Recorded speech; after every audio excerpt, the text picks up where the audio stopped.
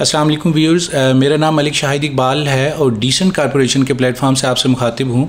Decent corporation की हमेशा कोशिश होती है कि जो अप्रूव्ड प्रोजेक्ट्स हैं, आपको पता है कि हम लोग रावलपिंडी और इस्लामाबाद की वेसिनिटी में काम करते हैं और अल्हम्दुलिल्लाह आपको हमेशा उन प्रोजेक्ट्स की गाइडलाइन दी जाती है, इन्वेस्टमेंट की अपॉर्चुनिटीज़ और ऑप्शंस डिस्कस की जाती हैं कि जो जिनकी एक पास्ट हिस्ट्री हो और जो अप्रूव्ड हों। सो आज इस वक्त मैं मौजूद हूँ पिंडी और इस्लामाबाद के एक बहुत बड़े ब्रांड फैसल टाउन के साथ। इनको अल्हम्दुलिल्लाह जो रियल स्टेट में टाइम हो चुका है वो मोर देन 30 इयर्स है और इस वक्त मेरे साथ मौजूद हैं director Faisal town, very young entrepreneur, बहुत सॉफ्ट स्पोकन और हमारी हर दिल अजीज़ शख्सियत जनाब चौधरी ज़ोहैर मजीद साहब। तो हम उनसे कुछ फैसल टाउन और फैसल फैमिली जो है इनकी जो प्रोजेक्ट्स हैं उस हवाले से कुछ डिस्कशन करते हैं। तो फर्स्ट ऑफ़ ऑल अस्सलाम वालेकुम चौधरी साहब, कैसे हैं आप? ठीक हैं अल्हम्दुलिल्लाह। रिसेंटली माशाल्लाह आप उम्रा करके आए हैं, उसकी भी आपको बहुत बहुत मुबारकबाद। और मैं अपनी तरफ से और अपने व्यूअर्स की तरफ से माशाल्लाह जो अभी आपको Islamabad chamber of commerce and industry की तरफ से यंग एंटरप्रेन्योर का अवार्ड मिला है फ्रॉम प्रेसिडेंट ऑफ पाकिस्तान, उस पर भी आपको बहुत बहुत मुबारकबाद। मैं चाहूँगा कि फ़र्स्ट ऑफ़ ऑल आप हमें अपने बारे में कुछ बताएं कि your education background and how you came into real estate sector. Real estate का बैकग्राउंड तो जी वालिद साहब को बचपन से ही देखा है, तो इस फील्ड के अंदर इंट्रोडक्शन जब चलना भी शायद नहीं सीखा होगा तब से एक इनबिल्ट होता जाता है। और फैमिली बिजनेस है, सबको इर्द गिर्द देखा ही हमेशा रियल स्टेट का काम करते हैं, तो वो एक इनबिल्ट सी चीज़ थी और एक शुरू से शौक़ भी था इस तरह कंस्ट्रक्शन देखने का, डेवलपमेंट देखने का। तो वो जैसे जैसे बढ़ते गए तो वो शौक़ बढ़ता ही गया। तो जब एजुकेशन भी कंप्लीट हुई तो अल्हम्दुलिल्लाह जी मैं यूके से अपनी बैचलर्स करके जब वापस आया तो उस टाइम सोच भी यही थी कि पढ़कर वापस अपने मुल्क को सर्व करने के लिए आना है और रियल स्टेट में ही काम करने के लिए आना है, क्योंकि शौक़ था, फैमिली बिजनेस है और एक ऐसी चीज़ है जिसमें आप कंट्री को एक्चुअल बेसिस पर, एक नीड की बेसिस पर सर्व कर सकते हैं। एक छत प्रोवाइड करना लोगों को एक बड़ा एक तरह से वेलफेयर का भी काम है कि आप लोगों को अफोर्डेबल चीज़ें, अफोर्डेबल प्राइसेस के ऊपर अच्छी लिविंग दें। तो शौक़ भी था, तो उससे बढ़कर काम क्या हो सकता है जिसके अंदर आपका शौक़ हो। तो it was a match made in heaven. बचपन से देखते आ रहे थे, वालिद साहब एक आइडल के तौर पर मौजूद थे, तो बहुत ज़्यादा स्क्रैच से भी शुरू करने की ज़रूरत नहीं पड़ी। तो वो एक नेचुरल जर्नी थी और एक नेचुरल वे फॉरवर्ड था और जो सेंस भी यही बनती थी कि जी जो बचपन से चीज़ देखी हो तो वालिद साहब का बाजू बनकर इसी फील्ड के अंदर उतरा जाए। माशाल्लाह बहुत ज़बरदस्त सी। नो डाउट हमारे जो चेयरमैन चौधरी अब्दुल मजीद साहब हैं उनकी एक हिस्ट्री है और मैं समझता हूँ कि नेशनल लेवल पे नहीं, इंटरनेशनल लेवल पे जो भी हमारे पाकिस्तानी कम्युनिटी है उनको बहुत अच्छे तरीके से जानती है। उन्होंने बहुत से प्रोजेक्ट्स डिलीवर किए हैं। तो मैं फ़र्स्ट ऑफ़ ऑल आपसे ये पूछना चाहूँगा कि जो फैसल टाउन है इसकी जो लोकेशन की सिलेक्शन थी और इस वक्त इसकी जो लीगल पोजीशन है उस हवाले से हमारे व्यूअर्स को आप बताएं। देखिए जी, रियल स्टेट में एक कॉन्सेप्ट है जो बाकी सब चीज़ों से ज़्यादा मैटर करता है और वो है लोकेशन। ये एक इंटरनेशनली नोन चीज़ है, वो पाकिस्तान के लिए स्पेसिफिक नहीं है कि कोई भी प्रोजेक्ट हो वो लोकेशन की बेसिस के ऊपर अपनी सक्सेस की बुनियाद रखता है। तो अल्हम्दुलिल्लाह जी फैसल टाउन की लोकेशन एक तरफ मोटरवे M1 जो कि इस्लामाबाद के टोल प्लाजे के बिल्कुल साथ है, एडजेसेंट है, सारा वो लूप हमारे फैसल टाउन के B ब्लॉक के साथ से गुजरती है। एक तरफ मेन फतेह जंग रोड, दूसरी तरफ श्रीनगर हाईवे। तो ये एक ऐसी लोकेशन थी कि जो प्रोजेक्ट की बुनियाद रखने से पहले ही प्रोजेक्ट अल्हम्दुलिल्लाह सक्सेस में जा चुका हुआ था कि आप इस्लामाबाद एयरपोर्ट जाना चाहें तो आप 2 से 3 मिनट में इस्लामाबाद एयरपोर्ट जा सकते हैं। आप सेंट्रल इस्लामाबाद 0 पॉइंट जाना चाहें, मेरे ख्याल से 6 से 7 मिनट से ज़्यादा नहीं टाइम लगना चाहिए फैसल टाउन से। आप पेशावर की तरफ जाना चाहें तो M1 मोटरवे साथ जुड़ी हुई है। आप लाहौर जाना चाहें तो M2 मोटरवे बिल्कुल साथ जुड़ी हुई है। तो कोई ऐसा इंफ्रास्ट्रक्चर का नेटवर्क नहीं है जो फैसल टाउन से 3 से 4 मिनट की मुसाफत से ज़्यादा दूर हो। तो लोकेशन की बात की जाए तो मेरे ख्याल से अनपैरेलल्ड है। इतनी ज़्यादा कनेक्टिविटी, इतनी ज़्यादा आसानी, सारी चीज़ों के इतना करीब होना और सबसे बढ़कर जी इसके अंदर सारे सेल्फ सस्टेनेबल होना। तो ये अल्हम्दुलिल्लाह जी बहुत कुछ प्रोजेक्ट्स को ये खूबियाँ मिलती हैं तो हम अल्लाह का बड़ा करम है कि जी हमें मौका मिला एक ऐसी लोकेशन पर काम करने का जहां हम एक क्वालिटी लिविंग CDA के सेक्टर्स के बिल्कुल साथ दे सकें। अगर आपको पता हो इस चीज़ का कि जो फैसल टाउन की बाउंड्री लगती है वो इस्लामाबाद के सब CDA सेक्टर्स के साथ जुड़ी हुई है। तो ये अल्हम्दुलिल्लाह जी बहुत एक ज़बरदस्त सी लोकेशन है, और मैं बल्कि इनवाइट करूँगा कि बजाय कि मैं मेरे मुंह से आप सुने, सब लोग आकर जब फिज़िकली देखेंगे तो उनको यही यकीन होगा कि मैं जो बातें कर रहा हूँ वो इन रियलिटी उसी तरह सच भी हैं। कोई ख्वाब नहीं दिखाया जा रहा, कोई किसी चीज़ को एग्जैजरेट करके नहीं बोला जा रहा। सारी जो मैंने आपको इंफ्रास्ट्रक्चर और सारी कनेक्टिविटी बताई है वो लिटरली स्टोन थ्रो हुए हैं। आपने दूसरी बात की प्रोजेक्ट की अप्रूवल्स के हिसाब से, अल्हम्दुलिल्लाह जी हमारा ट्रैक रिकॉर्ड भी यही रहा है कि हम बड़ा यकीन रखते हैं गवर्नमेंट की फॉर्मेलिटीज़ को साथ साथ चलाने में। तो अगर वालिद साहब का ट्रैक रिकॉर्ड देखा जाए तो उन्होंने जितने भी प्रोजेक्ट्स डिलीवर किए अल्हम्दुलिल्लाह फैसल टाउन शुरू करने से पहले, वो भी सारे अप्रूव्ड हैं। तो जाहिर सी बात है जब हमने फैसल टाउन किया तो वो हम एक हिस्ट्री को बरकरार रखना चाहते थे, और ऊपर से प्रोजेक्ट की अप्रूवल के जैसी अप्रूवल आती है तो लोगों का एतमाद बढ़ जाता है। तो जब प्रोजेक्ट लोगों के लिए है, जब हम ये जो मेहनत कर रहे हैं वो लोगों के लिए है, तो अगर किसी चीज़ से उनका एतमाद और बढ़ सकता है तो वो हम क्यों नहीं करेंगे। तो अल्हम्दुलिल्लाह जी Faisal town in its entirety, जो 3 ब्लॉक्स हैं इसके A, B और C, तीनों ब्लॉक्स कम्प्लीटली अप्रूव्ड हैं RDA से। और मैं अपने व्यूअर्स को बताता चलो, हमारा रियल एस्टेट के सेक्टर में प्राइमरीली 3 अप्रूवल्स के स्टेप्स होते हैं। बहुत सारी सोसाइटीज़ हैं जो तीनों स्टेप्स को कवर नहीं करती। अल्हम्दुलिल्लाह जी जो पहला स्टेप होता है PP, जिसको प्लानिंग परमिशन कहते हैं, वो भी इशू हुई हुई है। उसके बाद जो LOP अप्रूवल होती है, जो नक्शा बना होता है उसकी अप्रूवल, वो भी हुई हुई है फैसल टाउन की। और उसके बाद फिर RDA कहता है कि जी आप सारे जो महकमे हैं जिसमें आपके NHA आ जाता है, सुई गैस आ जाती है, जितने भी एनवायरनमेंट का महकमा आ जाता है, जब आप उन सब महकमों के सफ़र में से गुजर गए होते हैं और उनसे NOC ले चुके होते हैं तो आपको RDA एक NOC इशू करता है जिसको फाइनल सैंक्शन कहते हैं। तो फैसल टाउन बहुत कम उन प्रोजेक्ट्स में से है जिसका फाइनल सैंक्शन पूरे प्रोजेक्ट का इशू हुआ अल्हम्दुलिल्लाह। तो इसमें कोई ऐसी लीगल फॉर्मेलिटी नहीं है जो हमारे एंड पर रहती हो। तो अल्हम्दुलिल्लाह जी जो लोगों का ट्रस्ट है वो उसी तरह हम कोशिश करते हैं कि आगे उसको कैरी फॉरवर्ड करें, उसे उसी मान के साथ हम वापस भी करें।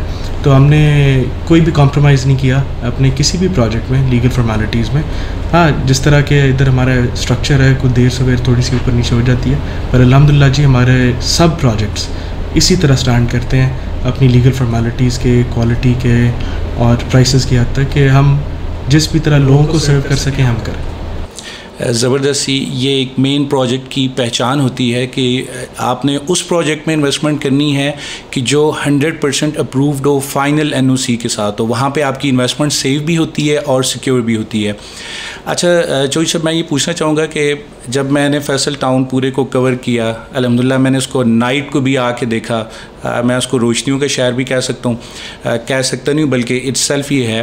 तो जो आपके माइंड में एक चीज़ है कि स्टैंडर्ड, लिविंग स्टैंडर्ड जो मेंबर्स को देना है, वो अल्हम्दुलिल्लाह मैं तो चूँकि जो आपने बात की है कि फ़िज़िकली आके देखें, मैं तो विटनेस कर सकता हूँ कि CDA सेक्टर से यहाँ का जो स्टैंडर्ड है, यहाँ के जो इंफ्रास्ट्रक्चर है वो बहुत बेहतर है। लेकिन हमारे व्यूअर्स को भी आप बताएं कि मतलब हम अगर इसको किसी भी सेक्टर से कंपेयर करें तो हमारे फैसल टाउन में वो कौन सी एक्स्ट्रा फैसिलिटीज़ हैं जो हम दूसरे सेक्टर्स में नहीं देख रहे हैं। लेकिन जी आपने CDA की बात की, होता यूजुअली ये है कि स्टेट के पास रिसोर्सेज ज़्यादा होती हैं तो उसको बेहतर परफॉर्म करना चाहिए, पर प्राइवेट सेक्टर में हमें ये फैसिलिटी अवेलेबल होती है कि हमें किसी ब्यूरोक्रेटिक चेन में से गुजर नहीं होता, हम खुद फैसले लेते हैं, टाइमली फैसले ले सकते हैं। तो किसी भी प्राइवेट सेक्टर इदारे को ये फैसिलिटी लाजमी होती है कि वो क्विक डिसीजन मेकिंग के साथ साथ अच्छी क्वालिटी प्रोवाइड कर सकते हैं। तो अगर उसी बेंचमार्क को हम कैरी फॉरवर्ड करें तो हमने कोशिश ये की है कि जितने भी इंजीनियरिंग स्टैंडर्ड्स हैं डेवलपमेंट के और प्लानिंग के, वो हम किसी भी स्टेज के ऊपर कॉम्प्रोमाइज़ ना करें। कि अगर लोग कहते हैं कि जी हमने सीवरेज और ड्रेनेज के पाइप्स प्लान करने हैं तो वो 4-5 साल की प्लानिंग करने के बजाय हम 50 साल 100 साल को देखकर प्लान करें। इसी तरह जो ट्रैफिक मैनेजमेंट प्लान है हमारी रोड्स का, उसको हम बजाय कि ये देखें कि जी अब सोसाइटी अभी शुरू हो रही है, अभी आबादी आ रही है, उसके हिसाब से देखें, उसको बल्कि इस तरह देखना चाहिए कि जब ये 100% पॉपुलेट हो जाएगी तो फिर इसका ट्रैफिक फ़्लो क्या होगा।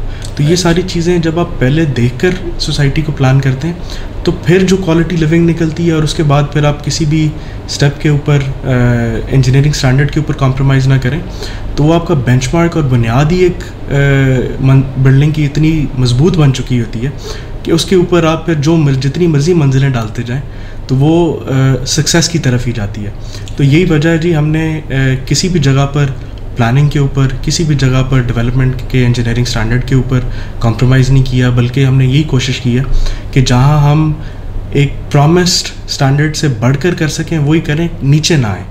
और फिर उसके साथ साथ जब डेवलप हो जाए तो जो हमारे मेंबर्स को लिविंग के लिए रोज़मर्रा में जो चीज़ें चाहिए, जो फैसिलिटीज़ चाहिए, हम उनको बजाय के वेट करें कि बाहर की कंपनीज़, ऑर्गेनाइजेशन, स्कूल्स आकर खुद डेवलप करें, हम पहले से ही लोगों को वो फैसिलिटीज़ प्रोवाइड करना शुरू कर दें कि उनको कहीं बाहर ना जाना पड़े। वो एक sustainable, quality, affordable living Faisal town के या हमारे किसी भी प्रोजेक्ट के अंदर पहले दिन से ही बसर कर सकें। तो देखें जी, आपकी कमिटमेंट होनी चाहिए कि लोगों का जो पैसा है वो आपने अमानतन घरों की, प्लॉट्स की शेप में वापस करना है। तो जब आप इस विजन से काम कर रहे हो या इस सोच से काम कर रहे हो कि लोगों को एक अच्छी चीज़ प्रोवाइड करनी है, तो फिर अल्लाह भी बहुत मदद करता है उस रास्ते के अंदर। और अल्हम्दुलिल्लाह अल्लाह का बड़ा करम रहा है कि जी लोगों के ट्रस्ट की वजह से लोगों ने हमेशा हमें इनकरेज किया, तो हम हर साल अपने स्टैंडर्ड को बढ़ाते ही रहे हैं, किसी भी जगह पर कॉम्प्रोमाइज़ नहीं हुआ।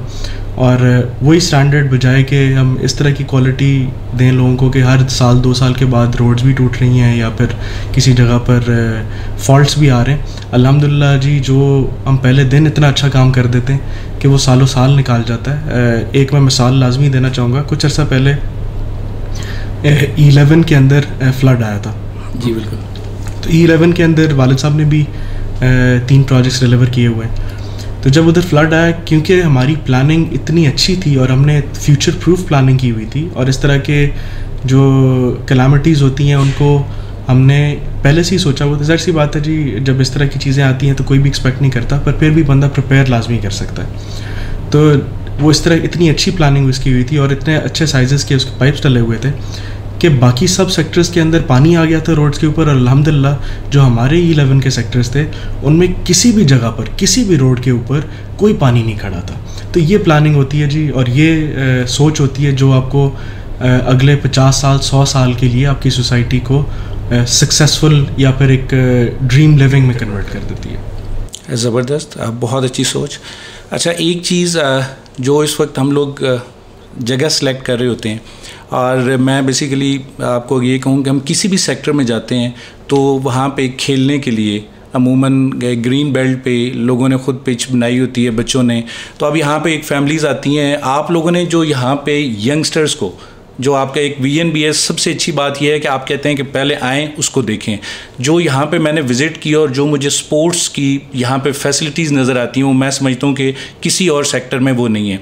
तो थोड़ा सा उस हवाले से भी आप बता दें कि ये किस सोच के साथ और किस स्टैंडर्ड पे आप इनको लेके आ रहे हैं, सो दैट व्यूअर्स को, मैं तो पर्सनली बहुत इंस्पायर होता हूँ, बट ये आपको क्रेडिट भी जाता है। इस हवाले से हमारे व्यूअर्स को आप बता दें कि जो यंगस्टर्स हैं उनके लिए आप क्या प्लान करते हैं। देखिए जी, अगर आप इंटरनेशनली जितने भी स्टूडेंट्स या फिर यंग जनरेशन को देखें तो उनकी ग्रूमिंग हमारे पाकिस्तानी बच्चों के कंपैरिजन में बहुत मुख्तलिफ हुई होती है।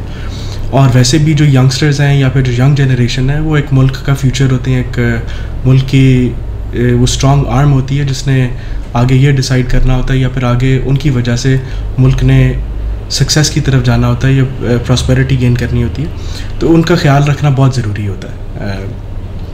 अगर उसी सोच को आगे बढ़ाया जाए जी, हम स्टडीज़ के ऊपर पाकिस्तान में तो हमेशा से ही बचपन से देखते आए हैं कि वालिदैन ने हमेशा बहुत फोकस किया है, इस्तिज़ा की रिस्पेक्ट करना बहुत सिखाया है। पर स्टडी के साथ साथ जो बहुत एक ज़रूरी चीज़ है वो है रिक्रिएशनल एक्टिविटीज़ बच्चों की। देखें जी, मुल्क के अंदर बहुत सारी बुरी आदतें भी लोग शुरू कर देते हैं। तो आप किस तरह टैकल कर सकते हैं कि जब स्टडी टाइम के अलावा बच्चों के पास टाइम हो तो प्रोडक्टिव एक्टिविटीज़ में कैसे टाइम स्पेंड करें। वो है स्पोर्ट्स। हमने ख़ुद भी बचपन में मैं और मेरे सारे भाई और सारी फैमिली हम स्पोर्ट्स खेलते आए हैं, तो ख़ुद भी एक शौक़ था और उनके फ़ायदों का पता था कि हम एक पाथ के ऊपर हमेशा फिक्स रहे कि जी स्कूल से पढ़ कर आए तो अब खेलने का या फिर स्पोर्ट्स की क्लासेस लेने का वक्त आ गया, तो वो हम उसकी अहमियत को समझते हैं। तो जब प्रोजेक्ट्स बनाए तो तब भी यही सोच थी कि जी अगर हमने उस फ़ायदे को ख़ुद पर्सनली देखा है तो वो हम जितनी खिदमत कर सकते हैं इसमें, अपने मेंबर्स तक ये फैसिलिटीज़ प्रोवाइड कर सकते हैं, तो वो हर बच्चे के पास ये फैसिलिटी अवेलेबल होनी चाहिए कि कोई ये ना कह सके कि जी मैं स्पोर्ट्स में इसीलिए नहीं हिस्सा ले सका क्योंकि हमारे पास कोई अच्छा क्रिकेट ग्राउंड नहीं था, कोई अच्छा फुटबॉल ग्राउंड नहीं था। तो जो आपने बात की कि लोगों ने पार्क के ऊपर बनाया होता है, वो एक क्वालिटी पिचेस नहीं होती, वो तो एक किस्म की जुगाड़ लोगों ने लगाई होती है। तो हमने अल्हम्दुलिल्लाह कोशिश ये की है जी कि जो भी इंटरनेशनल या डोमेस्टिक कप्स का स्टैंडर्ड है उसके ऊपर हमारे ग्राउंड्स बनते हैं, उन्हीं साइज़ के ऊपर ग्राउंड्स बनते हैं। अगर आप हमारा फैसल टाउन के अंदर जो सी ब्लॉक के अंदर मीरसम क्रिकेट ग्राउंड के नाम से जो ग्राउंड है उसको विज़िट करें, आप देखेंगे इस्लामाबाद और पिंडी के पूरे रीजन में one of the best flood lights लगी हुई हैं उसके अंदर। इस तरह की रात की रोशनी या इतना ब्राइटली लिट ग्राउंड और किसी भी जगह पर नहीं है। शायद जो पिंडी क्रिकेट स्टेडियम है वो इससे ब्राइट हो, उसके अलावा इस तरह के ग्राउंड्स में किसी के पास इतना लाइटिंग सिस्टम नहीं है। फिर अगर पिच की आप बात कर लें तो हार्ड बॉल की पिच बनी हुई है जो कि जब बनाई गई थी तो जो पिंडी क्रिकेट स्टेडियम के क्यूरेटर हैं वो आकर पिच बना कर गए थे। तो ये देखें, पिच बनानी होती तो हम कोई आम लोकल क्लब से भी क्यूरेटर हायर कर सकते थे, पर इतनी जो मेहनत की गई वो इसीलिए की गई कि जो फैसिलिटीज़ हैं वो सिर्फ एक बेसिक फॉर्मेलिटी पूरी करने के लिए लोगों को ना दी जाए, वैसी फैसिलिटी दी जाए कि कल को पता चले कि जो हमारे नेशनल हीरोज़ हैं, जो नेशनल स्टार्स हैं, वो फैसल टाउन के क्रिकेट ग्राउंड्स और फुटबॉल ग्राउंड्स और पिचेस के ऊपर से खेलकर बड़े होकर आगे हमारे नेशनल रैंक्स के अंदर आए हैं। अगर नेशनल रैंक्स में नहीं भी आए तो वो एटलीस्ट अपनी फ्री टाइम के अंदर रिक्रिएशनल एक्टिविटीज़ को एक प्रोडक्टिव तरीके से वो वक्त अपना इस्तेमाल कर सकें। ज़बरदस्त, बहुत आला, बहुत अच्छी सोच है। अच्छा, एक चीज़ जो मैंने फैसल टाउन में कंपेयर की दूसरों से जब मैं देखता हूँ तो यहाँ पे जो आपने ग्लो पार्क दिया वो आई गेस इस विसिनिटी में हमारे इन एरियाज़ में कहीं पे भी नहीं है, तो उसके बारे में कुछ हमें बता दें। देखिए जी, अब मेरे ख्याल से अगर पाकिस्तान से फ़ॉरेन ट्रैवलिंग की बात की जाए तो दुबई मेरे ख्याल से हर बंदा वाकिफ़ होगा या काफ़ी ज़्यादा लोग उधर सफ़र भी कर चुके होंगे। तो दुबई में ये कॉन्सेप्ट शुरू हुआ था ग्लो पार्क का, ग्लो गार्डन का, और बहुत सक्सेस मिली उस गार्डन को उधर और लोग बहुत इन्जॉय करते हैं। तो मैंने जैसे इस इंटरव्यू के शुरू में आपको बताया कि हमारा मेन पर्पज़ ये है कि लोगों को सर्व करना, लोगों को फैसिलिटीज़ प्रोवाइड करना, उनके लिए आसानियाँ पैदा करना और उनको ऐसी चीज़ें और ऐसे फैसिलिटीज़ देना या ऐसी आसानियाँ देना कि वो अपनी डेली लाइफ को एंजॉय कर सकें और वो ये कह सकें कि हमने अगर फैसल टाउन को पिक किया तो ये वाकई इर्द गिर्द की हर सोसाइटी से कई गुना बढ़कर है। तो वही सोच थी जी कि अगर लोग इस तरह की फैसिलिटीज़ को पसंद करते हैं तो वो दुबई क्यों जाएं, वो और किसी मुल्क क्यों जाएं, जब हम इधर उनको वैसी फैसिलिटीज़ प्रोवाइड कर सकते हैं तो हमें करनी चाहिए। और ये ग्लो गार्डन सिर्फ एक ही एग्ज़ाम्पल है, इस तरह की कई और मिसालें मौजूद हैं। हमने बी ब्लॉक के अंदर एक आर्च बनाई जो एक इजिप्शियन आर्चेस के ऊपर इंस्पायर्ड है। तो इसी तरह हम रोज़ कुछ ना कुछ प्लान कर रहे होते हैं, हम अपनी डिज़ाइन टीम के साथ बैठते हैं ऑन अ वीकली बेसिस कि हम ऐसे कौन से आइडियाज़ को कैप्चर करें, ऐसी कौन सी चीज़ें लेकर आएँ कि लोग अपनी डेली लाइफ में जो जितने भी लोग मेहनत करके सुबह से शाम काम करते हैं, कमाई करते हैं, तो शाम को जब फैमिलीज़ के साथ उनको थोड़ा सा टाइम मिले तो वो सिर्फ घरों में ना बैठे रहें, वो बाहर घूमें फिरें, वॉक करें, इस तरह की फैसिलिटीज़ को एंजॉय करें और वो अपनी लाइफ की क्वालिटी को, अपने जो लिविंग का स्टैंडर्ड है उसको बढ़ा सकें। थैंक यू जोई साहब, बहुत मज़ा आया। व्यूअर्स, मैं आप लोगों को यही मैसेज देना चाहूँगा कि अगर हर फैमिली का एक प्लान होता है, स्पेशली हमारे जो ओवरसीज़ होते हैं वो जाते हैं, उनका एक मिशन होता है कि हम लोगों ने सेविंग करनी और फाइनली पाकिस्तान में आना है।